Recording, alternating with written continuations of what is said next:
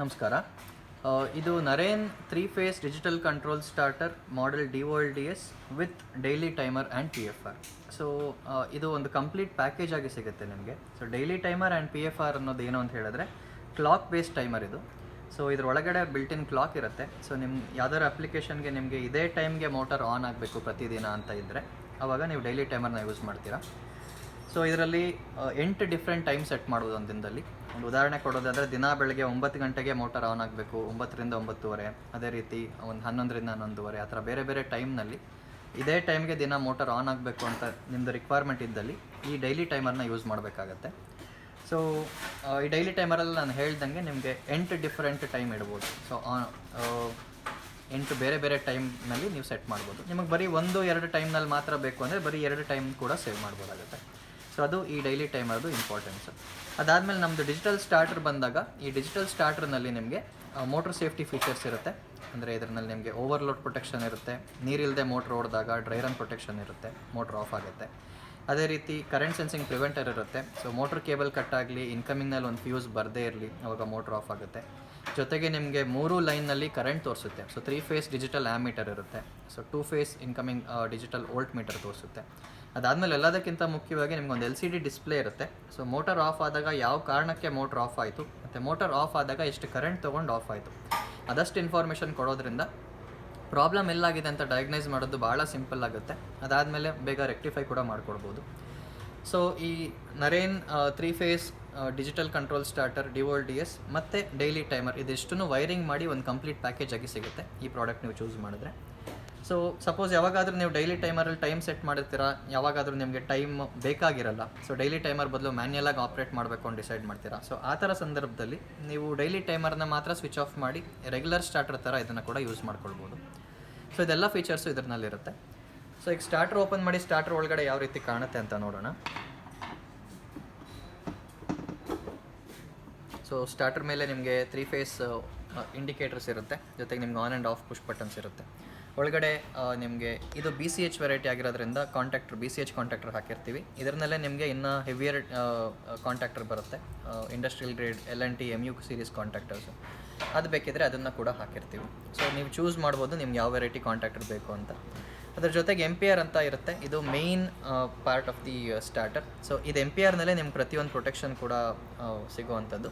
So MPR ಕೆಲವೊಂದು ಸಲ ಏನಾದರೂ ಪ್ರಾಬ್ಲಮ್ ಆದಲ್ಲಿ MPRನ ತುಂಬ ಸುಲಭವಾಗಿ ನೀವು ರೀಪ್ಲೇಸ್ ಕೂಡ ಮಾಡ್ಕೊಳ್ಬೋದು. ಸೊ ಜಸ್ಟ್ 6 ವೈರ್ ಇರುತ್ತೆ, ತುಂಬ ಸುಲಭವಾಗಿ ನೀವು ರೀಪ್ಲೇಸ್ ಮಾಡ್ಬೋದು. ಸೊ ಈ ಥರ ಏನೇ ಪ್ರಾಬ್ಲಮ್ ಅಂದರೂ ಆಮೇಲೆ ನೀವು ನಿಮ್ಮಷ್ಟಕ್ಕೆ ನೀವೇ ಇಶ್ಯೂಸ್ನ ಕೂಡ ರೆಕ್ಟಿಫೈ ಮಾಡ್ಕೊಳ್ಬೋದು. ಸೊ ಇದೆಲ್ಲನೂ ಯೋಚನೆ ಮಾಡಿ ಇದನ್ನು ಡಿಸೈನ್ ಮಾಡಿರ್ತೀವಿ. ಸೊ ಇದೊಂದು ಕಾಂಪ್ರಿಹೆನ್ಸಿವ್ ಸೆಟ್ ನಿಮಗೆ. So digital starter along with daily timer and PFR. So ನಿಮಗೆ ಸ್ಟಾರ್ಟರ್ ಒಂದೇ ಸಪ್ರೇಟಾಗಿ ಬೇಕಿದ್ರೆ ಸ್ಟಾರ್ಟರ್ ಮಾತ್ರ ಪರ್ಚೇಸ್ ಮಾಡ್ಬೋದು. ಡೈಲಿ ಟೈಮರ್ ಆ್ಯಂಡ್ PFR ಸಪ್ರೇಟಾಗಿ ಬೇಕಿದ್ರೆ daily timer and PFR purchase ಮಾಡ್ಬೋದು. ಸೊ ಡೈಲಿ ಟೈಮರ್ PFR ಯಾವುದಾದ್ರೂ ನಿಮ್ದು ಆಲ್ರೆಡಿ ಇರೋ ಸ್ಟಾರ್ಟರ್ಗೆ ಯೂಸ್ ಮಾಡ್ಕೊಳ್ಬೋದು. ಅದೇ ರೀತಿ ನಿಮಗೆ ಬರೀ MPR ಬೇಕು ಇರೋವಂಥ ಸ್ಟಾರ್ಟರ್ಗೆ ಅಂದರೆ MPR ಕೂಡ ಸಪ್ರೇಟಾಗಿ ನೀವು ಪರ್ಚೇಸ್ ಮಾಡ್ಬೋದಾಗುತ್ತೆ. ಸೊ ಇವಾಗ ಬನ್ನಿ ಯಾವ ರೀತಿ ಡಿಸ್ಪ್ಲೇ ಕಾಣುತ್ತೆ ಮತ್ತು ಆಪ್ರೇಷನ್ ಯಾವ ರೀತಿ ಆಗುತ್ತೆ ಅಂತ ನೋಡೋಣ. ಅದಕ್ಕಿಂತ ಮುಂಚೆ ಕನೆಕ್ಷನ್ಸ್ ನೋಡ್ಬಿಡೋಣ. ಸೊ ಸ್ಟಾರ್ಟರ್ಗೆ ಜಸ್ಟ್ 6-way ಕನೆಕ್ಟರ್ ಇರುತ್ತೆ. ಸೊ 3 ಇನ್ಕಮಿಂಗ್ ವೈರ್ಸ್ ಕೊಡ್ತೀರಾ, 6 YB ಸಪ್ಲೈ ವೈರ್ಸು ಮತ್ತು 3 ಮೋಟ್ರ್ ಕೇಬಲ್ಸ್ ಕೊಡ್ತೀರಾ. ಬೇರೆ ಎಲ್ಲ ವೈರಿಂಗು ನಾವು ಆಲ್ರೆಡಿ ಮಾಡಿರ್ತೀವಿ. ಸೊ ಪವರ್ ಸಪ್ಲೈ ಆನ್ ಆದಲ್ಲಿ ನಿಮಗೆ ಡಿಸ್ಪ್ಲೇ ಯಾವ ರೀತಿ ಕಾಣುತ್ತೆ ಅಂತ ನೋಡೋಣ. ಸೊ ಮೋಟರ್ ಆಫ್ ಇದ್ದಾಗ ಸಪ್ಲೈ ಇದ್ದಲ್ಲಿ ನೀವು ಡಿಸ್ಪ್ಲೇ ನೋಡಬೇಕಾಗಿದ್ದರೆ ಈ ಬ್ಲ್ಯಾಕ್ ಸ್ವಿಚ್ನ ಪ್ರೆಸ್ ಮಾಡಿ ಇಟ್ಕೊಳ್ತೀರಾ. ಈ ಬ್ಲ್ಯಾಕ್ ಸ್ವಿಚ್ನ ಪ್ರೆಸ್ ಮಾಡಿ ಹೋಲ್ಡ್ ಮಾಡಿದ್ರೆ ನಿಮಗೆ ಡಿಸ್ಪ್ಲೇ ಲೈಟಪ್ ಆಗುತ್ತೆ. ಸೊ ಡಿಸ್ಪ್ಲೇ ಲೈಟಪ್ ಆಗಿ ನಿಮಗೆ ಪ್ಯಾರಾಮೀಟರ್ಸ್ ತೋರಿಸುತ್ತೆ. ಸೊ ಫಸ್ಟ್ ಲೈನ್ನಲ್ಲಿ ನಿಮಗೆ ವೋಲ್ಟೇಜ್ ತೋರಿಸ್ತಾ ಇದೆ. ಅದಾದಮೇಲೆ L ಮತ್ತು H ಅಂತ ತೋರಿಸುತ್ತೆ. L ಮತ್ತು H ಬಂದು ಡ್ರೈ ರನ್ ಹಾಗೂ ಓವರ್ಲೋಡ್ ಸೆಟ್ಟಿಂಗ್ ಯಾವ ರೀತಿ ಮಾಡೋದು ಅಂತ ಹೇಳ್ತೀವಿ. ಇದಾದಮೇಲೆ ಸೆಕೆಂಡ್ ಲೈನಲ್ಲಿ ಕರೆಂಟ್ ತೋರಿಸುತ್ತೆ. ಸೊ ಆ್ಯಂಪ್ ಅಂತಿದೆಯಲ್ಲ, ಇದು ಸೆಕೆಂಡ್ ಲೈನಲ್ಲಿ ಮೋಟರ್ ಆನ್ ಆದಾಗ ನಿಮಗೆ 3 ಲೈನಲ್ಲಿ ಏನು ಕರೆಂಟ್ ಬರುತ್ತೆ ಅಂತ ಇದು ಡಿಸ್ಪ್ಲೇ ಇರುತ್ತೆ. ಸೊ L ಮತ್ತು H ಅನ್ನೋ ಸೆಟ್ಟಿಂಗು ಭಾಳ ಇಂಪಾರ್ಟೆಂಟ್ ಆದ ಸೆಟ್ಟಿಂಗು. ಸೊ ಈಗ ಒಂದು ಎಕ್ಸಾಂಪಲ್, ಒಂದು 5 HP ಮೋಟ್ರ್ ನೀವು ಯೂಸ್ ಮಾಡ್ತಿದ್ರೆ ಮೋಟರ್ ಒಂದು 10 amps ಅಷ್ಟು ಡ್ರಾ ಮಾಡುತ್ತೆ. ಸೊ ಮೋಟ್ರ್ ಎಷ್ಟು ಕರೆಂಟ್ ತೊಗೊಳುತ್ತೆ ಅಂತ ನೀವು 2ನೇ ಲೈನಲ್ಲಿ ನೋಡ್ಕೊಳ್ಳಿ. 2ನೇ ಲೈನಲ್ಲಿ ತೊಗೊಳ್ತಾ ಇರೋ ಕರೆಂಟಿಗಿಂತ 1 ನಂಬರ್ ಕಡಿಮೆಗೆ ಲೋನ ಸೆಟ್ ಮಾಡಿ, ಒಂದು 2 ನಂಬರ್ಸ್ ಜಾಸ್ತಿಗೆ ಹೈನ ಸೆಟ್ ಮಾಡಿ. ಸಪೋಸ್ ನಿಮ್ಮ ಮೋಟರು 10 amps ತೊಗೊಳ್ತಾ ಇದ್ದರೆ ಸೊ Hನ ಒಂದು 10+2 12ಗೆ ಸೆಟ್ ಮಾಡ್ತೀರಾ. Lನ ನೀವು 10-1 9ಗೆ ಸೆಟ್ ಮಾಡ್ತೀರಾ. ಸೊ ಮೋಟರ್ ನೀರಿಲ್ಲದೆ ಓಡಿದಾಗ ಕರೆಂಟ್ ಕಡಿಮೆ ತೊಗೊಳುತ್ತೆ. ಸೊ ಅವಾಗ ನಾವು ಸೆಟ್ ಮಾಡಿರೋ Lಗಿಂತ ಕಡಿಮೆ ಕರೆಂಟ್ ಯಾವಾಗ ಬರುತ್ತೋ ಅವಾಗ 8 ಸೆಕೆಂಡಲ್ಲಿ ಮೋಟ್ರ್ ಆಫ್ ಆಗಿ ನಿಮಗೆ ಡ್ರೈ ರನ್ ಅಂತ ಮೆಸೇಜ್ ತೋರಿಸುತ್ತೆ.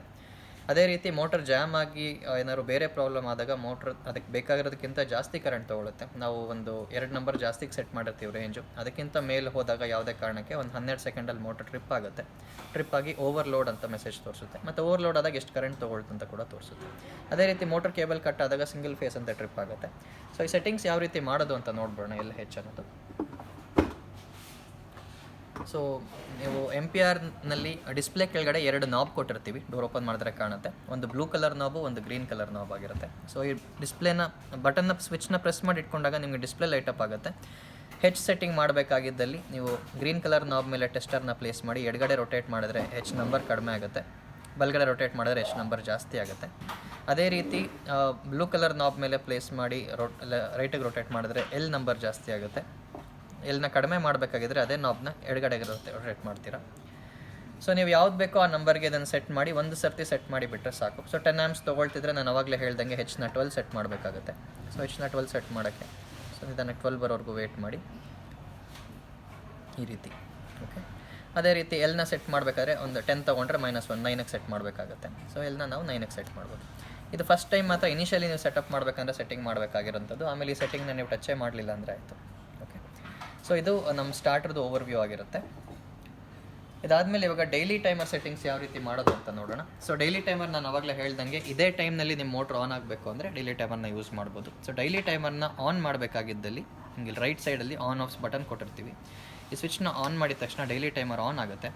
ಸೊ ಇವಾಗ ನಾನು ಎಕ್ಸ್ಪ್ಲೇನ್ ಮಾಡ್ತಿದ್ದಾಗ ಟೈಮ್ ಇವಾಗ ಸಂಜೆ 5 ಗಂಟೆ ಆಗಿದೆ. ಸೊ ಹಂಗಾಗಿ ಇದು 17:00 24 ಅವರ್ ಫಾರ್ಮ್ಯಾಟಲ್ಲಿ ಟೈಮ್ ತೋರಿಸುತ್ತೆ. ಈಗ 17:00 ಇವಾಗ ಕರೆಂಟ್ ಟೈಮ್ ತೋರಿಸ್ತಾ ಇರುತ್ತೆ. ಸೊ ಯಾವಾಗಲೂ ಕ್ಲಾಕ್ ಇರೋದ್ರಿಂದ ಅದು ಕರೆಂಟ್ ಟೈಮ್ನ ತೋರಿಸ್ತಾ ಇರುತ್ತೆ.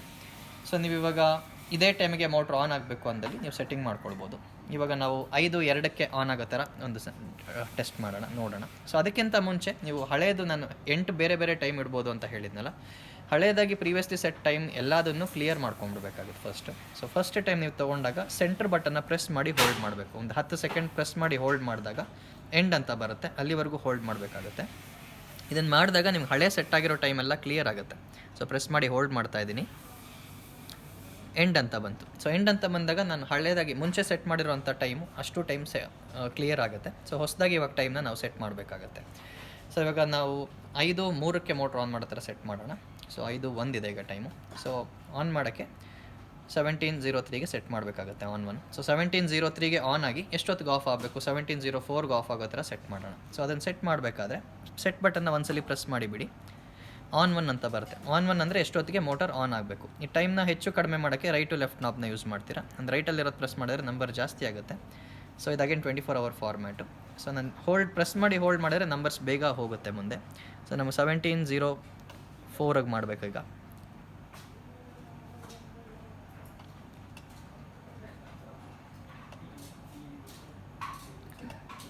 ಸೊ ಈಗ 17:04ಗೆ ಆನ್ ಆಗುತ್ತೆ.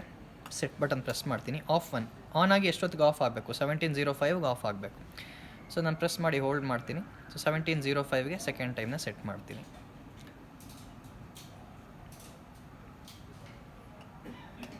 ಸೊ 17:30ಗೆ ಹೋಯ್ತು. ಕಡಿಮೆ ಮಾಡೋಕ್ಕೆ ಲೆಫ್ಟಲ್ಲಿರೋ ಬಟನ್ ಪ್ರೆಸ್ ಮಾಡ್ತೀನಿ.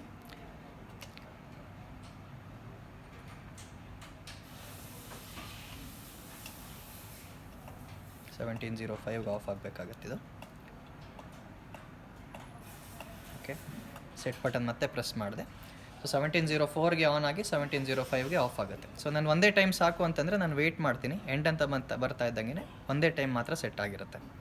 ಓಕೆ, ಸೊ ಇವಾಗ ನಾವು ಸೆಟ್ ಮಾಡಿರೋದು 17:04ಗೆ ಆನ್ ಆಗಿ 17:05ಗೆ ಎಂಡ್ ಆಗುತ್ತೆ. ಸೊ 8 ಡಿಫ್ರೆಂಟ್ ಟೈಮ್ ಇದೆ ಅಂತ ಹೇಳಿದ್ನಲ್ಲ. ಫಸ್ಟ್ ನಾವು ಸೆಟ್ ಪ್ರೆಸ್ ಮಾಡಿದಾಗ ಆನ್ 1 ಆಫ್ 1 ಅಂತ ಬಂತು. ಸೊ ಆನ್ 1 ಅಂದರೆ ಎಷ್ಟೊತ್ತಿಗೆ ಆನ್ ಆಗಬೇಕು ಅನ್ನೋದು. ಆನ್ 1ನ ನಾನು ಚೂಸ್ ಮಾಡಿದೆ, ಸೆಟ್ ಬಟನ್ನ ಪ್ರೆಸ್ ಮಾಡಿದೆ, ಆಫ್ 1 ಕೇಳಿತು. ಸೊ ಆಫ್ 1 ಅಂದರೆ ಆನ್. ಇವಾಗ 17:04ಗೆ ನಾನು ಆನ್ 1 ಕೊಟ್ಟಿದ್ದೆ, 17:04ಗೆ ಆನ್ ಆಗುತ್ತೆ. ಅಂದರೆ 5 ಗಂಟೆ 4 ನಿಮಿಷಕ್ಕೆ ಆನ್ ಆಗುತ್ತೆ. ಆಫ್ 1 ಅಂದರೆ ಆನ್ ಆದಮೇಲೆ ಎಷ್ಟೊತ್ತಿಗೆ ಆಫ್ ಆಗಬೇಕು, 5 ಗಂಟೆ 5 ನಿಮಿಷಕ್ಕೆ ಆಫ್ ಆಗಬೇಕು. ಅದನ್ನು ನಾನು ಮತ್ತೆ 17:05ಗೆ ಸೆಟ್ ಮಾಡಿದ್ದೀನಿ. ಸೊ 1 ನಿಮಿಷ ರನ್ ಆಗುತ್ತೆ. ಅದೇ ರೀತಿ ಮತ್ತೆ ಸೆಟ್ ಬಟನ್ ಪ್ರೆಸ್ ಮಾಡಿದಾಗ ಆನ್ 2 ಅಂತ ಕೇಳುತ್ತೆ. ಆನ್ 2 ಅಂದರೆ 5 ಗಂಟೆ ಆದಮೇಲೆ ಮತ್ತೆ ನೆಕ್ಸ್ಟ್ ಟೈಮ್ ಯಾವಾಗ ಆನ್ ಆಗಬೇಕು. ಸೊ ಸಪೋಸ್ ನನಗೆ 6 ಗಂಟೆಗೆ ಆನ್ ಆಗಬೇಕಾಗಿದ್ರೆ ಆನ್ 2 6 ಗಂಟೆಗೆ ಇಡ್ತೀನಿ, ಅಂದರೆ 18ಕ್ಕೆ 24 ಅವರ್ ಫಾರ್ಮ್ಯಾಟ್ನಲ್ಲಿ. ಸೊ 6 ಗಂಟೆಗೆ ಆನ್ ಆಗಿ ಮತ್ತೆ ಎಷ್ಟೊತ್ತಿಗೆ ಆಫ್ ಆಗಬೇಕು, ಅದು ಸೆಕೆಂಡ್ ಟೈಮ್ ಆಗಿರೋದ್ರಿಂದ ಆಫ್ 2. ಸೊ ಅದೇ ರೀತಿ ಆನ್ 1 ಆಫ್ 1 ಆನ್ 2 ಆಫ್ 2. ಅದೇ ರೀತಿ ನಿಮಗೆ ಆನ್ 8 ಆಫ್ 8ವರೆಗೂ ಟೈಮಿಂಗ್ಸ್ ಇರುತ್ತೆ.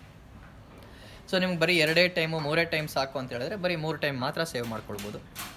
ಸೊ ಕೆಲವೊಂದು ಇದರ ಅಪ್ಲಿಕೇಶನ್ಸು ತುಂಬ ಇರುತ್ತೆ. ಒಂದು ನೀವು ಮುನ್ಸಿಪಾಲಿಟಿಗೆ ಯೂಸ್ ಮಾಡ್ಕೊಳ್ಬೋದು, ಅಥವಾ ನಿಮ್ಮದು ನೈಟ್ ಟೈಮ್ಸ್ ಮಾತ್ರ ಮೋಟರ್ ರನ್ ಆಗಬೇಕು ಅಂದರೆ ಆ ಸೆಟ್ಟಿಂಗ್ ಮಾಡ್ಕೊಳ್ಬೋದು, ಅಥವಾ ದಿನದಲ್ಲಿ ಬೆಳಗ್ಗೆ ಒಂದು ಸರ್ತಿ ರಾತ್ರಿ ಒಂದು ಸರ್ತಿ ಇದೇ ಟೈಮ್ನಲ್ಲಿ ಆನ್ ಆಗಬೇಕು ಅಂದರೆ ಸೆಟ್ ಮಾಡ್ಬೋದು.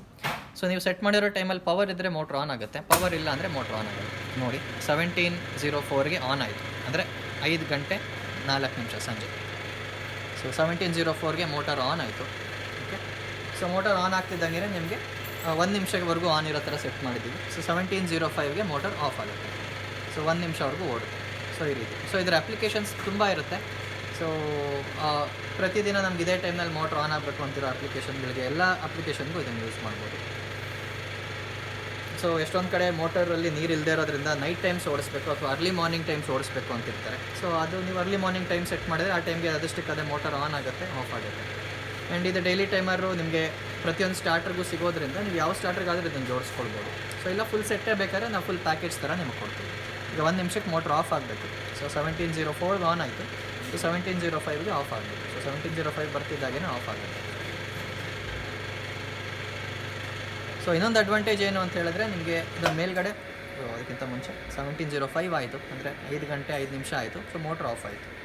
ಸೊ ಪ್ರತಿದಿನ ಈ ಟೈಮ್ನಲ್ಲಿ ಪವರ್ ಇದ್ದರೆ ಮೋಟ್ರ್ ಆನ್ ಆಗುತ್ತೆ, ಪವರ್ ಇಲ್ಲ ಅಂದರೆ ನೆಕ್ಸ್ಟ್ ಸೈಕಲ್ನಲ್ಲಿ ಆನ್ ಆಗುತ್ತೆ. ಸೊ ಇದು ಒಂದ್ಸಲ ಸೆಟ್ ಮಾಡಿದ್ರೆ ಎವ್ರಿ ಡೇ ಇದೇ ಟೈಮ್ಗೆ ಮೋಟರ್ ಆನ್ ಆಗ್ತಾ ಇರುತ್ತೆ. ಅದಾದ ನಂತರ ಇದು PFR ಅಂತ ಒಂದು ವೋಲ್ಟೇಜ್ ಸೆನ್ಸಿಂಗ್ ಪ್ರಿವೆಂಟರ್ ಕೊಟ್ಟಿರ್ತೀವಿ. ಇದ್ರದ್ದು ಅಡ್ವಾಂಟೇಜ್ ಏನು ಅಂದರೆ ಈ ಟೈಮ್ ಬಂದಾಗ 3 ಫೇಸ್ ಇದ್ದರೆ ಮಾತ್ರ ಮೋಟ್ರನ್ನ ಆನ್ ಮಾಡುತ್ತೆ. ಸಪೋಸ್ 3 ಫೇಸ್ ಇಲ್ಲ ಅಂದರೆ ಮೋಟರ್ ಆನ್ ಆಗೋದಿಲ್ಲ. ಮತ್ತು ಇನ್ನೊಂದು ಅಡ್ವಾಂಟೇಜ್ ಏನು ಅಂದರೆ ನಿಮಗೆ 3 ಫೇಸ್ ಸೀಕ್ವೆನ್ಸ್ ಒಂದೊಂದು ಸರ್ತಿ ಏನಾಗುತ್ತೆ, ಲೈನ್ ಮ್ಯಾನ್ ಅವರು ರಿಪೇರಿ ಮಾಡಿದಾಗ ಏನಾಗುತ್ತೆ, ಲೈನ್ ಇಂಟರ್ಚೇಂಜ್ ಮಾಡಿರ್ತಾರೆ. ಸೊ ಸೀಕ್ವೆನ್ಸ್ ಏನಾದ್ರು ಉಲ್ಟಾ ಆದರೆ ಮೋಟರು ರಿವರ್ಸ್ ಓಡೋ ಸಾಧ್ಯತೆ ಇರುತ್ತೆ. ಸೊ ಮೋಟರ್ ರಿವರ್ಸ್ ಓಡೋದನ್ನು ತಪ್ಸೋಕ್ಕೆ ಏನು ಮಾಡಿರ್ತೀವಿ, single phase voltage sensing preventer ಕೊಟ್ಟಿರ್ತೀವಿ.